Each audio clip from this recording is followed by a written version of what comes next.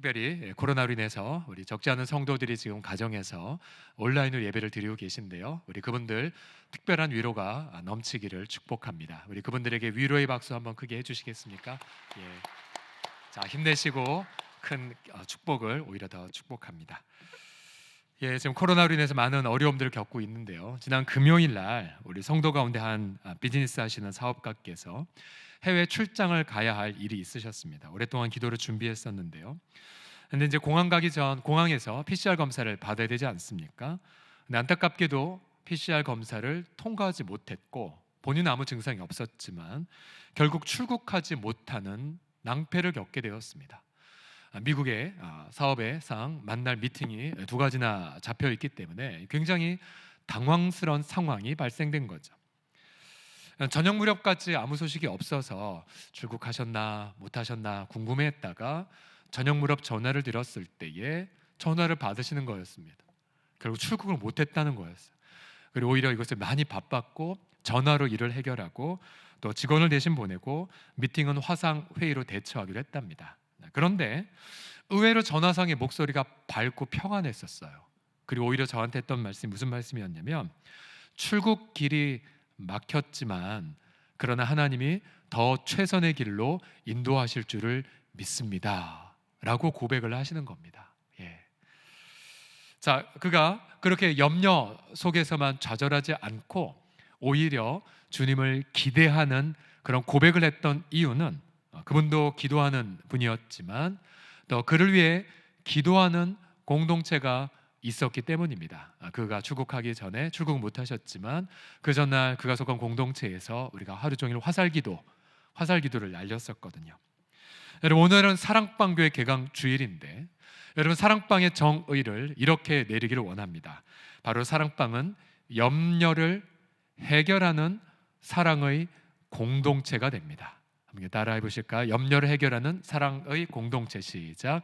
염려를 해결하는 사랑의 공동체. 예, 좀 더 줄여서 염려 해결사 한번 따라하시겠습니다. 시작.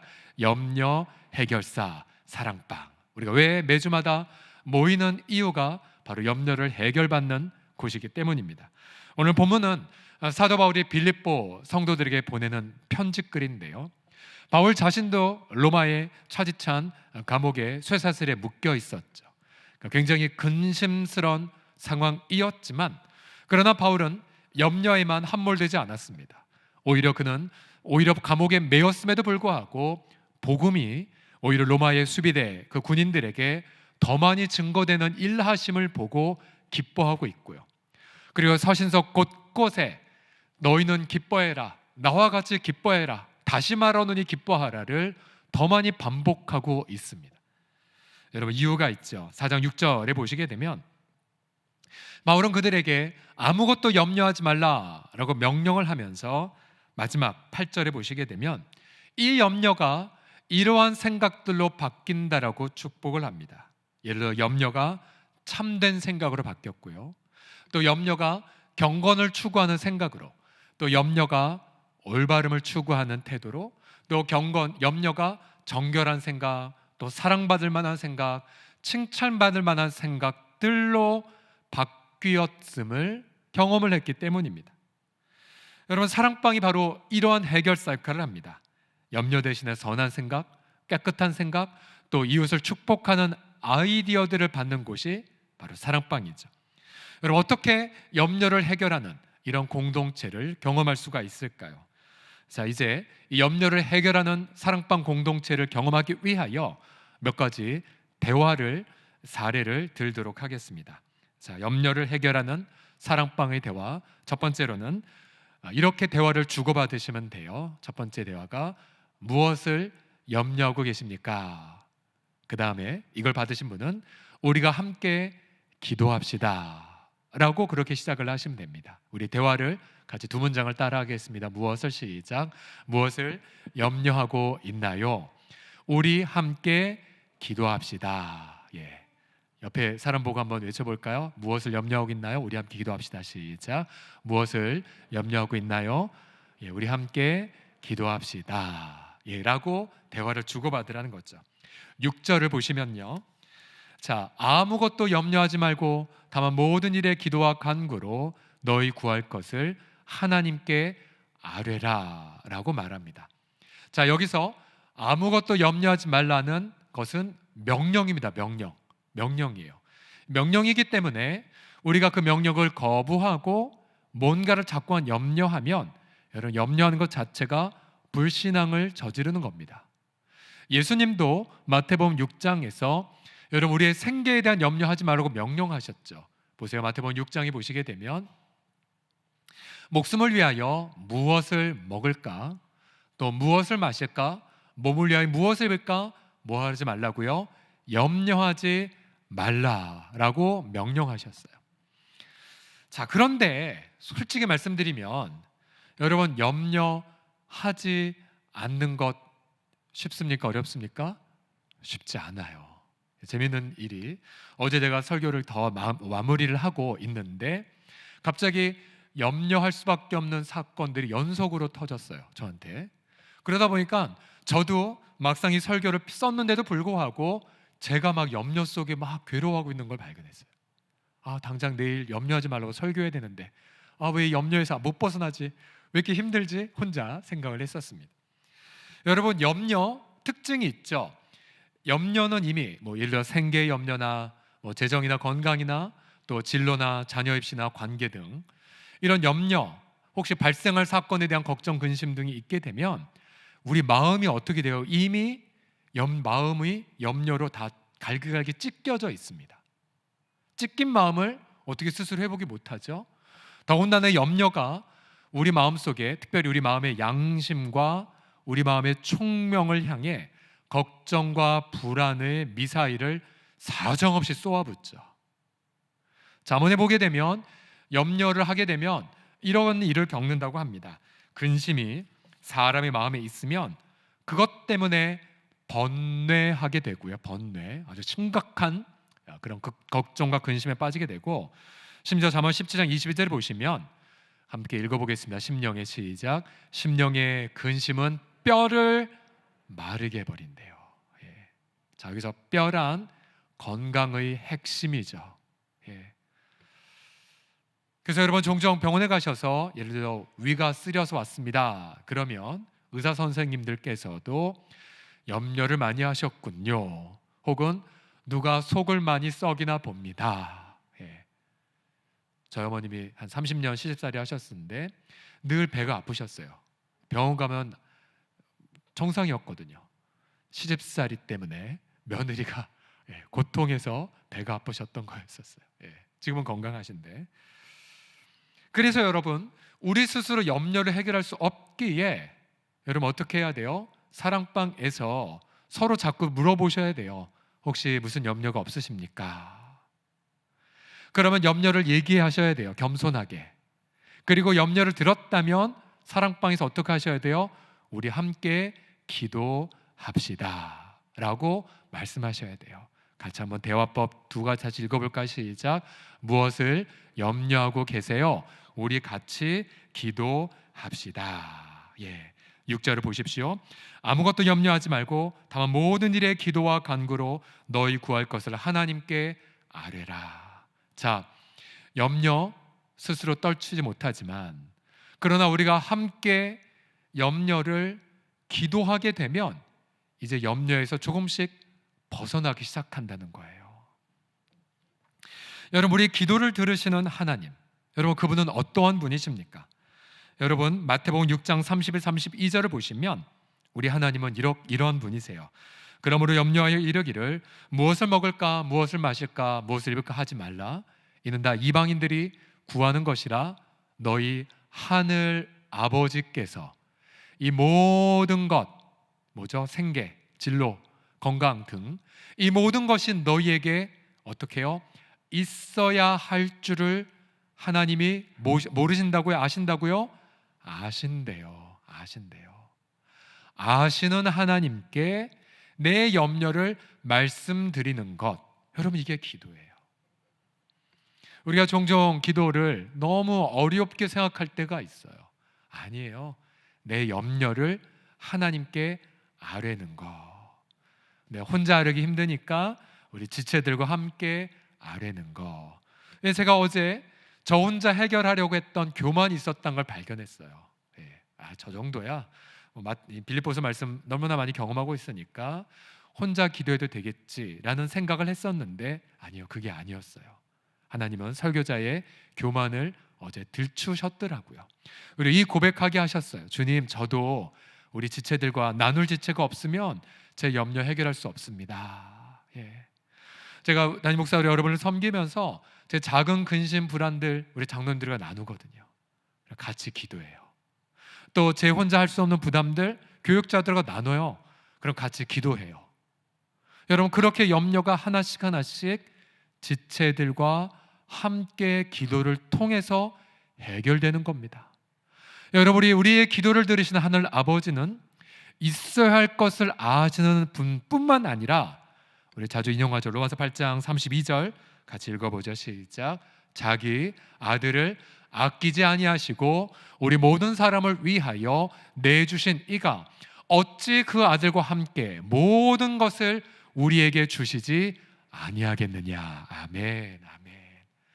우리 하나님 아버지 어떤 분이세요? 자기 아들도 아끼지 않으실 만큼 무한히 사랑하시는 분이세요. 또한 우리 하나님 아버지는 그 아들과 함께 모든 것을 주시는 아버지세요. 그러니 이 좋으신 아버지가 계시기에 우리가 어찌 기도할지 않는단 말입니까? 우리 남성들, 우리 모든 분들, 여러분 이렇게 기도로 자기의 염려를 아뢰십시오. 또한 여러분 염려거리를 결코 홀로 해결하려 하지 마십시오. 그리고 옆 사람 아무리 얼굴 표정이 좋아 보이는 것처럼 보인다 할지라도 마음의 근심과 걱정 다 있어요. 다 있어요.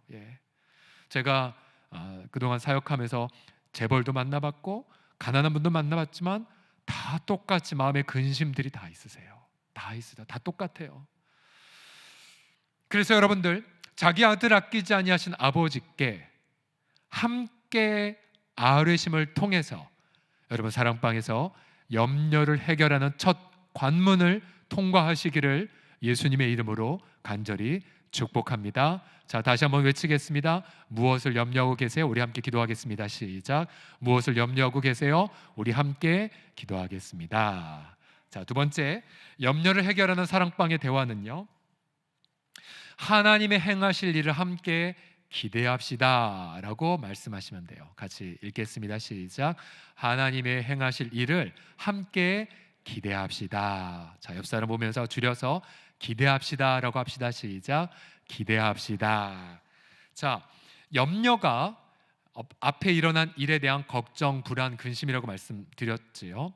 여러분 염려에 빠지게 되면 죄를 많이 짓고 머리도 돌아가지 않아요.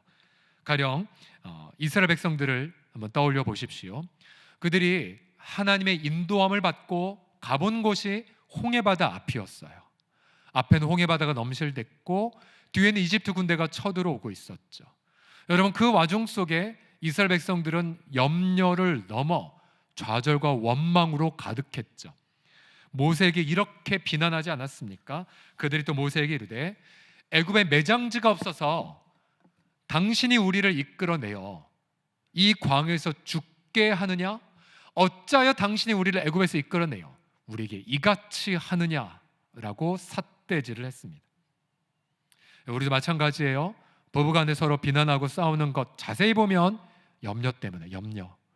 또 부모가 자녀들을 향하여 무섭게 혼내거나 또 우리 관계 속에 자꾸만 원망이 틈타는 이유를 자세히 살펴보면 다 염려와 근심과 불안이 있어요. 여러분 이 이스라엘 백성들은 우리 앞서 사진에서 본 것처럼 홍해바다가 갈라지지 상상하지 못했어요. 그렇죠?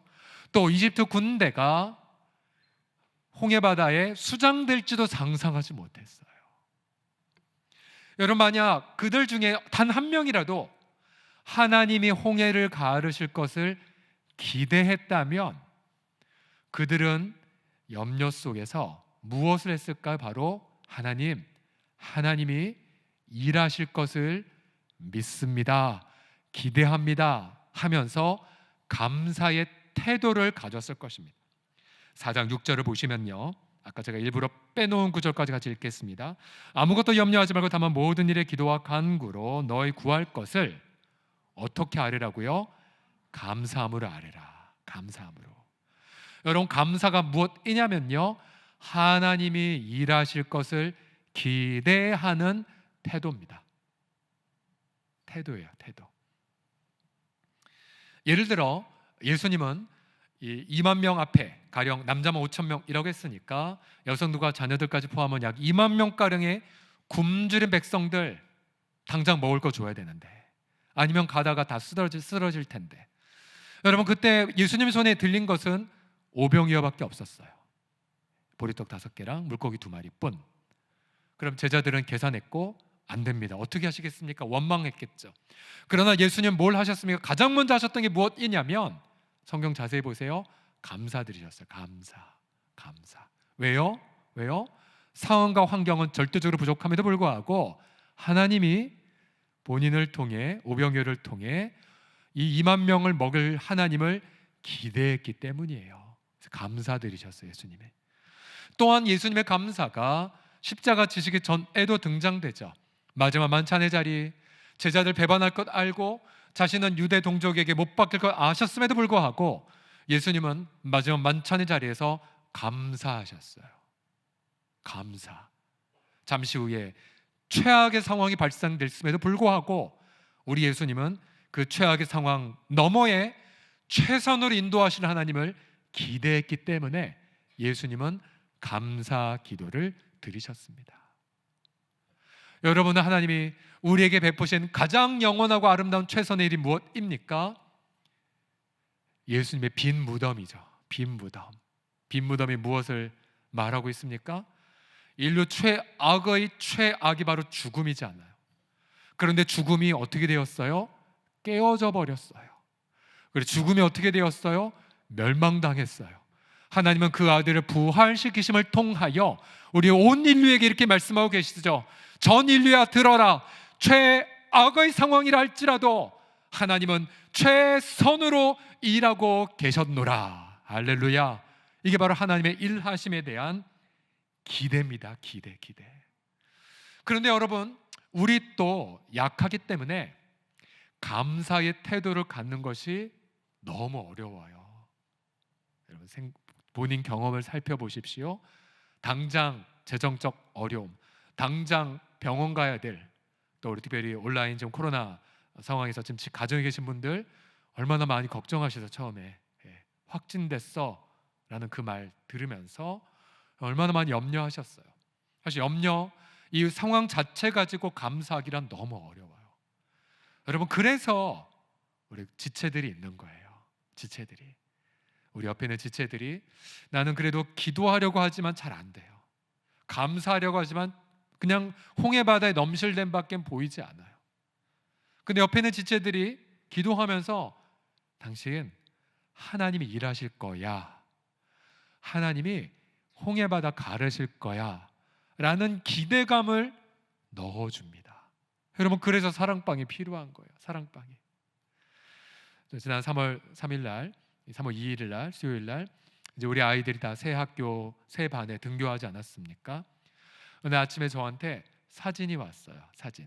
우리 다은이가 이쁜 옷을 입고 가방을 메고 학교 가는 사진을 엄마가 보내주셨어요.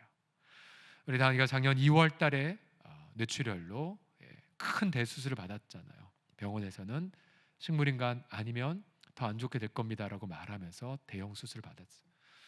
휠체어도 탔고 재활도 했고 좋아졌다가 나빠지기도 했고 1일배가 계속되었지만, 그러나 그 엄마도 기도하는 엄마였고 특별히 사랑방 식구들 함께 울면서 하나님 행하실 기대감을 계속해서 이 가족에 나눠주지 않았습니까?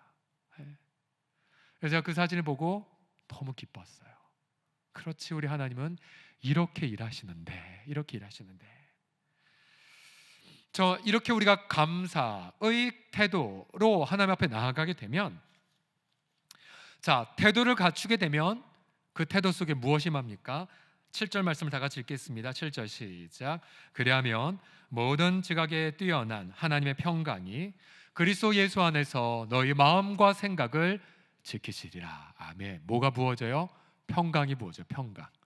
그것도 사람의 평강이 아니라 하나님 자신의 평강이 부어집니다. 여러분, 하나님 자신의 평강이 부어지면 아직 홍해 바다가 갈라지지 않았어도 마음의 평강을 누리게 됩니다. 여러분, 아직 여러분 상황이 좋아지지 않았음에도 불구하고 하나님 평강이 임하면 괜히 그냥 어린아이처럼 쉼을 갖게 돼요. 아직 문제는 해결 안 됐는데 평안하게 돼요. 여러분, 우리 예수님이 뭐라고 약속하신 줄 아십니까? 요한복음 14장 27절 보시면 평안을 너에게 끼치노니 곧 나의 평안을 너희에게 주노라. 내가 너에게 주는 것은 세상에 주는 것 같지 아니라 너는 마음에 근심하지 말고 두려워하지도 말라.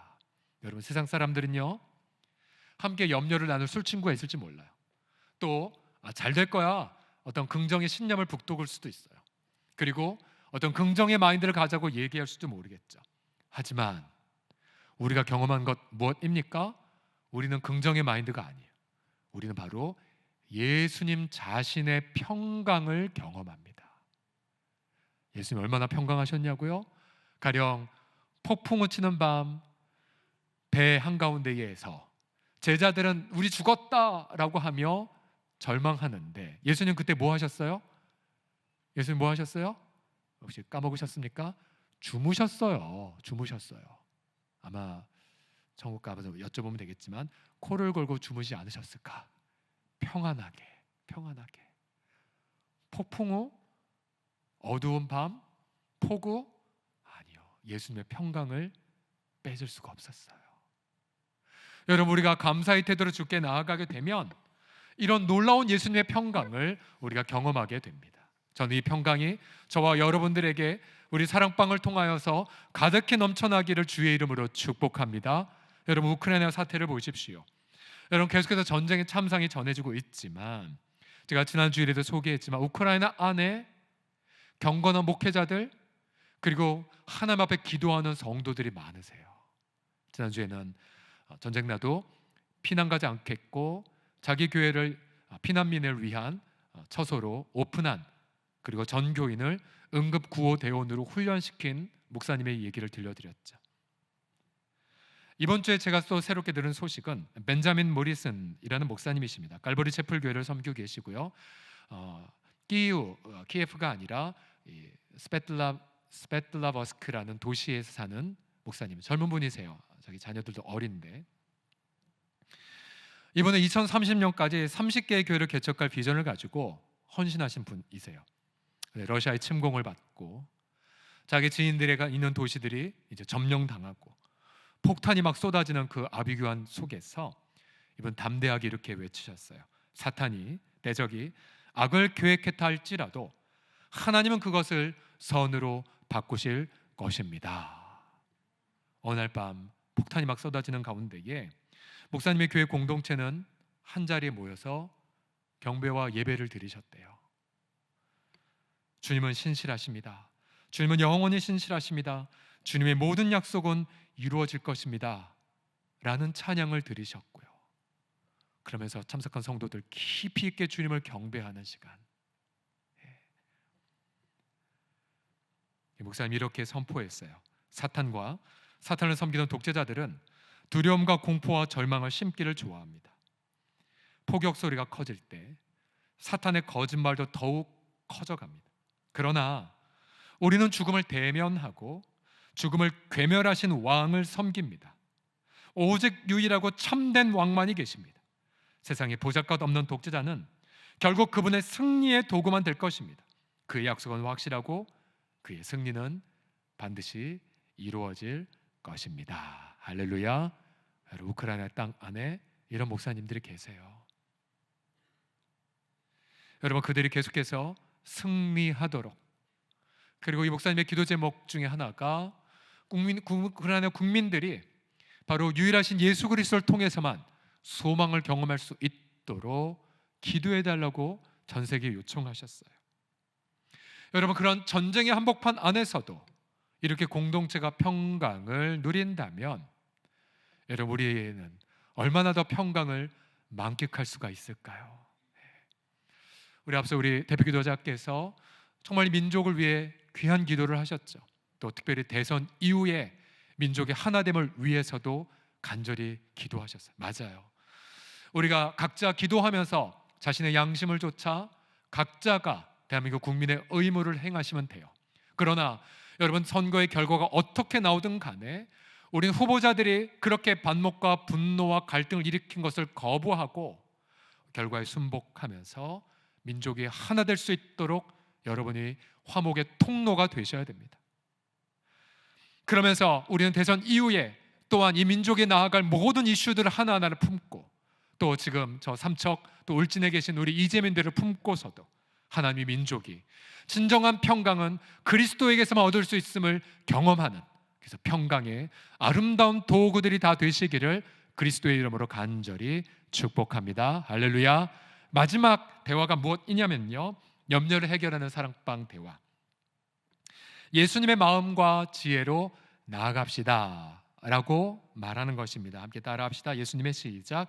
예수님의 마음과 지혜로 나아갑시다. 자, 앞서 1단계와 2단계는 다분히 좀 수동적이죠. 염려를 해결하고 평강과 감사를 회복하는 것. 그럼 그게 끝일까요? 아니에요.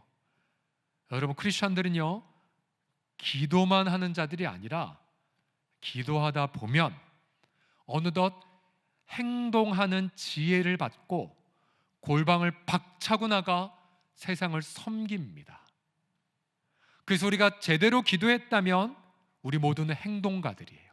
엄청난 행동가들이 됩니다.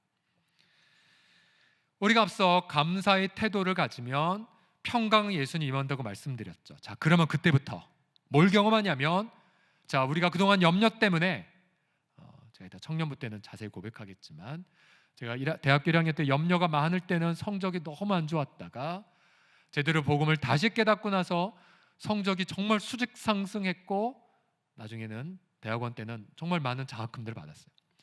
여러분, 염려가 해결되고 감사와 평강을 경험하면 IQ가 2배가 됩니다. 그리고 창조적인 해안과 통찰력이 부어져요. 그래서 당장 내 사업의 현장, 내 일터에서 어떻게 해야 할지에 대한 지혜를 경험하게 됩니다. 8절을 보세요. 8절. 앞서 아무것도 염려하지 말라라고 해놓곤 이제 그 염려 대신에 무엇이 채워지는지를 같이 보십시오. 보세요. 끝으로 형제들아, 그 다음에 이 8절은 마지막 생각하라로 마무리가 됩니다. 생각하라. 염려 대신에 생각으로 바뀌었는데요, 어떤 생각인지 보세요. 무엇에든지 참된 생각, 또 무엇에든지 경건한 생각, 무엇에든지 옳고 무엇에든지 정결하며 무엇에 사랑받을 만하며 무엇에는 칭찬받을 생각, 또 덕과 기림을 추구하는 생각들로 채워지게 됩니다. 몇 가지인 줄 아세요? 8가지. 자, 8가지를 한마디로 말하면 예수님의 생각으로 채워지는 거예요. 예수님의 생각. 내 염려 대신에, 내 죄스러운 염려 대신에 예수님의 생각으로 채워진다는 거예요. 제가 사랑방 나눔지의 8가지를 정리해서 배포했기 때문에 이거 자막을 쓰실 필요는 없습니다. 자, 간단하게 보면 무엇에든지 참된 생각, 이게 뭐냐면 진실한 생각이에요. 정직한 생각. 왜요? 염려에 빠지면 정직, 양심 버리고 싶은 유혹을 받죠. 그러나 감사와 평강을 사랑방에서 경험한 이들은 정직하게 반응하려면 어떻게 해야 되지? 용기를 갖게 돼요. 또한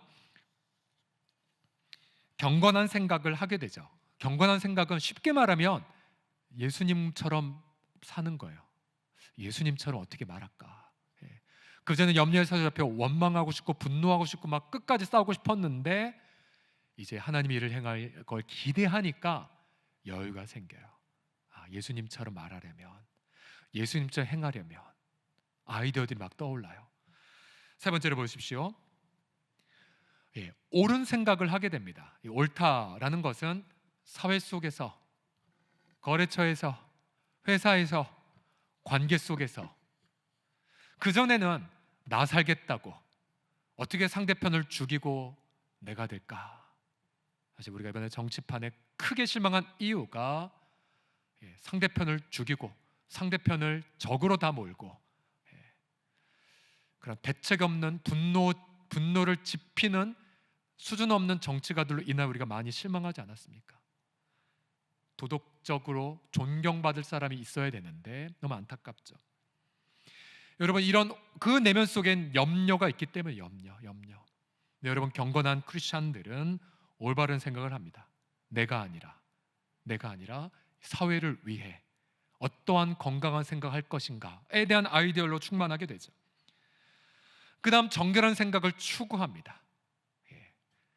말씀이 정결하고 양심의 정결함을 추구하게 돼요. 하다못해 이 참된 생각부터 정결한 생각까지 목록들의 공통점을 보십시오. 다 성품과 연관이 되죠. 성품.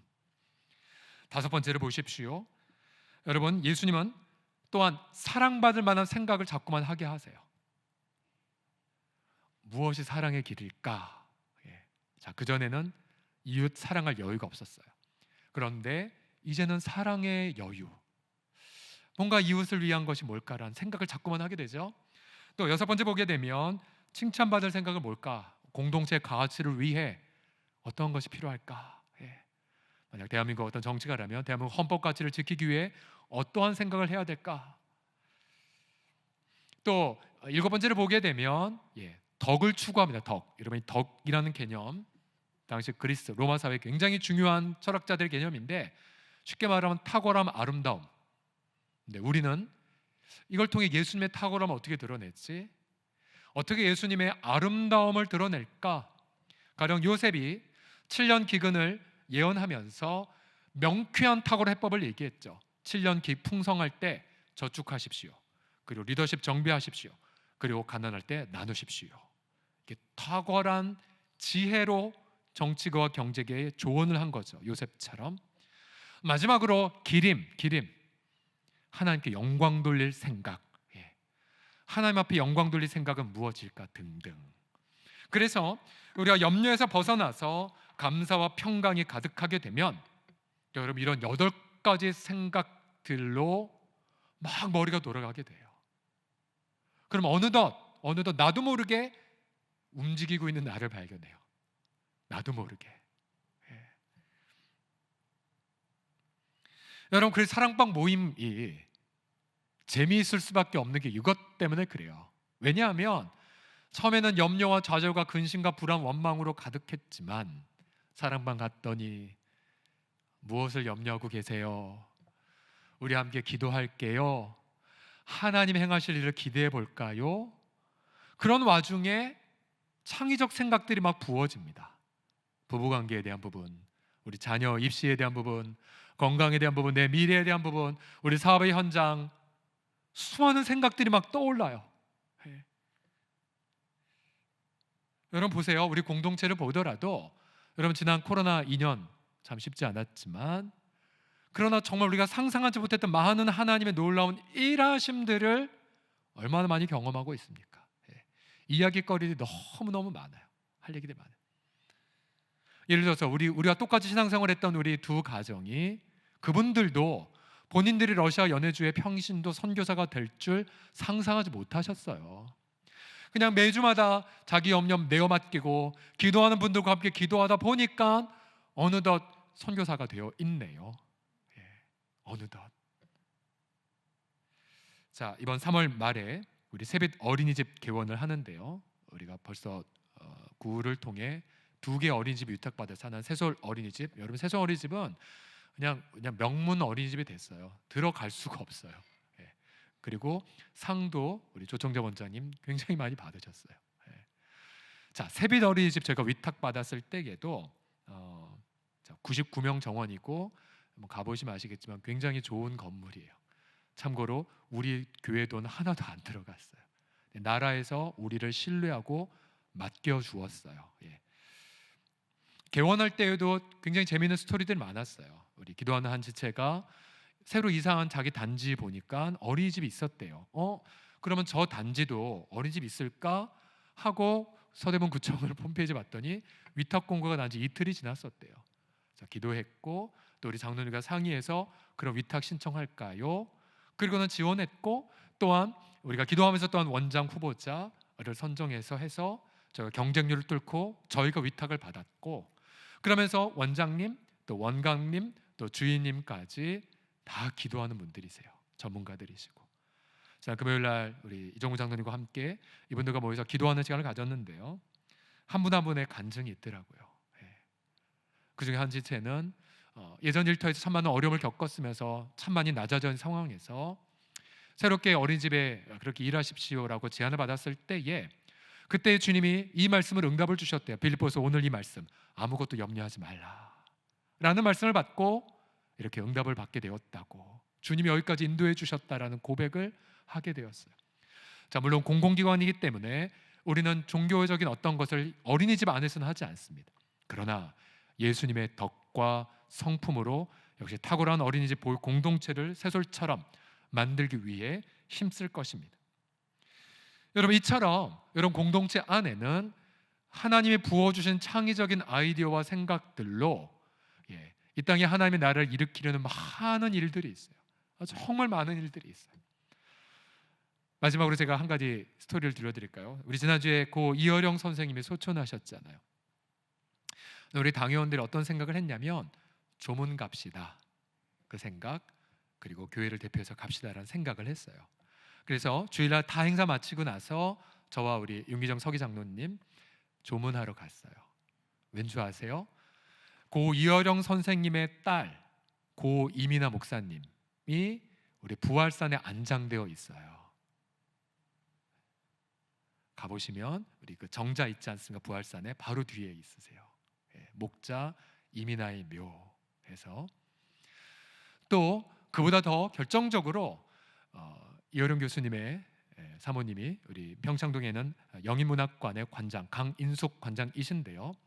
자, 이 관장님의 친정 어머님께서 그 옛날 1970년대에 우리 부활산을 위하여 고 황문초 목사님이 기도하셨을 때에, 그때 우리 공동체는 가난해서 묘지를 절대로 매입할 수 없었으나 끝까지 그 담임 목사님 기도하셨고, 그때에 그 부르심에 응답한 분들 중에 한 분이 누구냐면 바로 이어령 선생의 장모님이셨습니다. 장모님이셨어요. 우리 당연들이 그 소리를 알기 때문에 제가 조문을 갖고 근데 가기 전에 이러한 염려를 했어요. 재미난 염려지만 이렇게 명사가 소천하셨는데 주차 공간 없을 거다. 그리고 엄청나게 많은 그 매스컴들 그리고 조문객들 때문에 이거 갈 수 있을까 이런 염려하고 갔는데요. 막상 가보니 주차장 자리 있었고 취재진들 우리 조문하러 그런지 한 분도 안 계셨고, 그리고 우리 때문인지 조문객들이 없었어요. 그래서 저와 장로님이 유족들 만나서 위로를 전하고, 특별히 서울홍성교회 이런 스토리로 인해 특별하게 감사를 표했고요. 따로 별실에서 강희숙 관장님 만나서 한 30분 정도 이상 자세한 스토리를 다 들었어요. 그 옛날 가난했었는데 어머님이 권사님이셨고요. 그분의 성함이 김연순 권사님이십니다. 김연순, 혹시 여기 시니어 어르신들이 기억하실지 모르겠어요. 고 김연순 권사님, 그 당시에 70살 정도 되셨는데 가난하셨고, 그리고 교회 오실 때 헌금하기 위해서 그냥 내려서 버스 내려서 그냥 걸어도 오실 만큼. 근데 이 부활산의 비전을 듣고 나서 자신의 적금을 깨트렸고 예물을 드리셨고 얼마 있다가 소천하셨고 나머지 못한 부분을 그 남편께서 마저 하셨다는 스토리까지 들었습니다. 저는 그러면서 이 부활산이 본인의 가족을 위한 것이 아니라 바로 우리 성도들을 위한 것임을, 그러면서 여러분 이 스토리는 다 모르잖아요. 무명의 헌신을 하셨다는 부분들. 그래서 저와 우리 장로님이 다시 한번 말씀드렸어요. 교회를 대표해서 감사합니다. 어머님의 향유값 깨트린 헌신 때문에 우리가 참 이렇게 귀한 묘지를 이렇게 누릴 수가 있었노라고 감사를 고백하는 시간이었어요. 다 조문을 마치고 또 그런 만남을 경험하고 나서 저와 장로님이 이제 집으로 돌아가는데 마음이 너무 기뻤어요.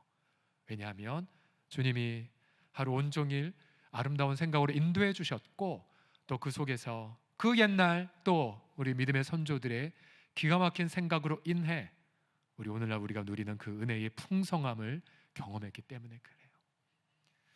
여러분, 우리 사랑하는 성도들이여, 만약 이 세상 모든 사람들이 염려를 내려놓고 혹은 염려로 인한 수많은 죄악들을 내려놓고 함께 기도하고 함께 기대하고 또 함께 창의적 아이디어들로 이 세상 모든 문제를 해결해 나아간다면 이 세상이 얼마나 밝아지고 더 나아질까요? 여러분, 그런 면에서 사랑방은 결국 민족을 치유하는 첫 걸음이고 또 세상을 변혁시켜가는 하나님의 손길입니다.